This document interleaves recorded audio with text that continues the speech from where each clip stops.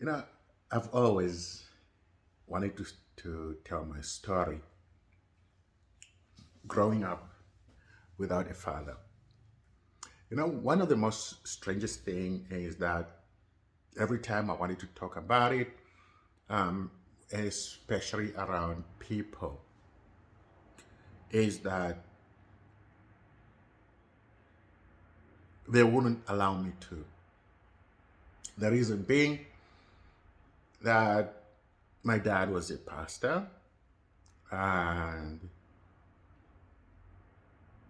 I was not allowed to. I was told that we've got to protect each other, or to protect him, or to protect him his integrity as a man of God, and that now I don't see why it's not. I don't see why I cannot speak about that my story based on that because some people don't like it. Or I discovered that some of them is because they are that kind of dads, and they wouldn't want their children to see or to hear um, my story because they can relate to that. It's something that I've been struggling for some time now, for years, to talk about it. And that, not that I've got any bitterness against my dad, not that I've got any grudges against my dad. As a matter of fact, this might come out very strange or it might sound very strange to you. Um, I think my dad has been the greatest role model for me in my life.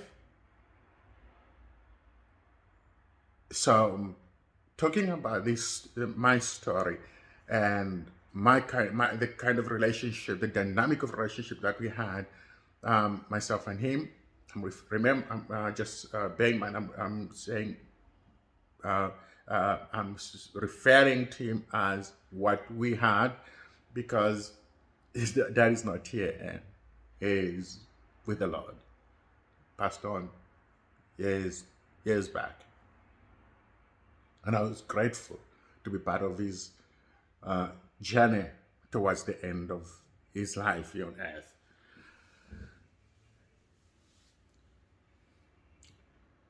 My parents divorced when we were very young. We were six kids.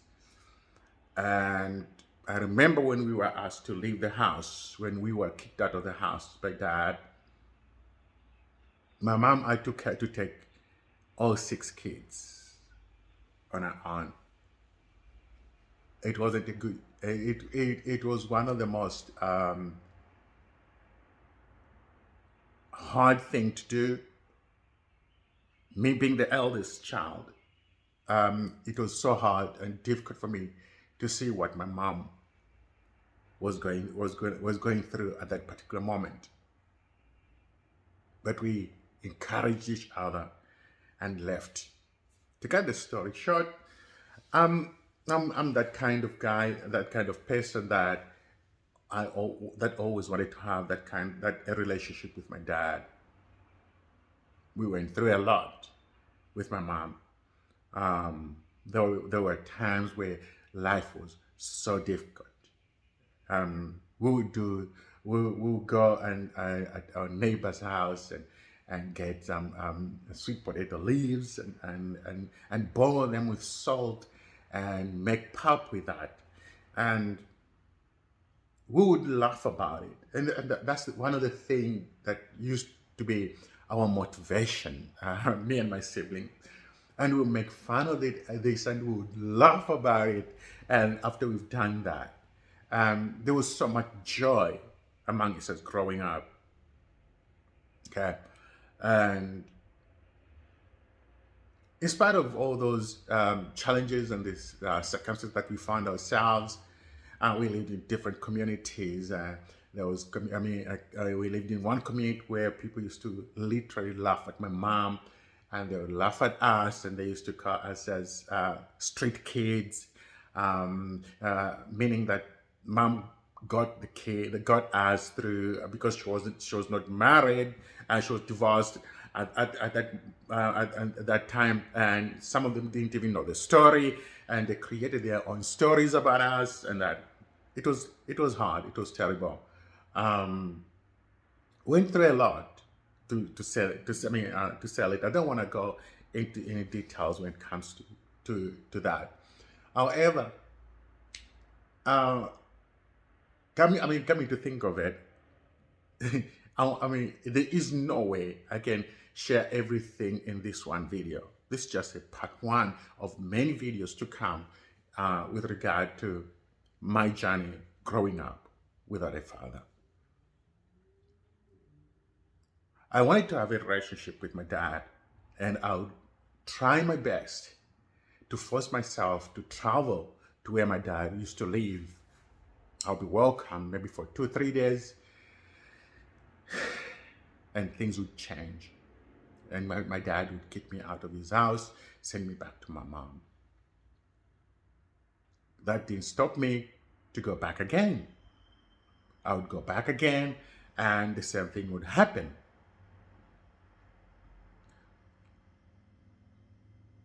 So this continued happening every time, every year when I tried to go. I would go. I would make sure that I go to my dad at least every year, and that. And then I think the crack of everything happened one day. I came back from Ndola, so I went straight to Chipata, where my dad was, and he said, "Son," and that I arrived in the. I think that was in the afternoon. In the evening, he called the church leadership. There were about 20 of them, and they sat in a circle. And my dad made me sit right in the center of that circle.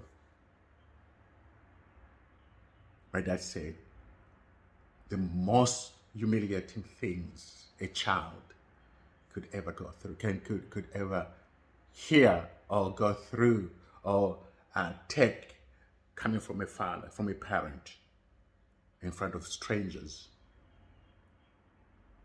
I was called lazy. I was called, I'll never make it in life. I was told, there is absolutely nothing that I'll be good at in life. And it was an avalanche of negative words that was spoken upon my life. I cried and instructed one of the guys towards the end of that meeting, and he said, I want you to make sure that you take him to the bus tomorrow, and make sure that he's on that bus to Lusaka. And you are not to leave the bus stop, the bus station, before the bus leaves. Make sure that the bus leaves and he's on that bus on his way. That's how I left. Went back home to my mom. Yeah, that was pretty much it. And got back there, and that made me start thinking and that. But then a week after that, I had to shake myself up. And I sat down and I recalled every word that Dad spoke that day. I recalled every negative energy that was pressed upon me. And I said, I'm going to build a successful life on these. And I'm going to make them as the pillars towards my set goal.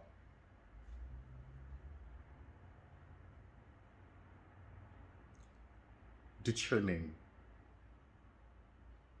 next time for part 2 of this. I hope this intro will be able to help a lot of people. Now, I hear a lot of young people that would say, I can never make it in life because my father is not there, as was never there. People that have made choices that are hurting them and affecting their walk in life, affecting their relationships with other people, affecting their relationship with their own kids. And they would say, you don't know my story and you've got no idea what I've been through. I might not have gone through exactly what you're going through, but I know how it is and how it feels growing up without a father. Tune in my story. You'll be encouraged. You'll be motivated. I promise you by the end of this series that you are going to change your perspective of what life is all about. Look at me now. You are amazing and worthy appreciating. You got this.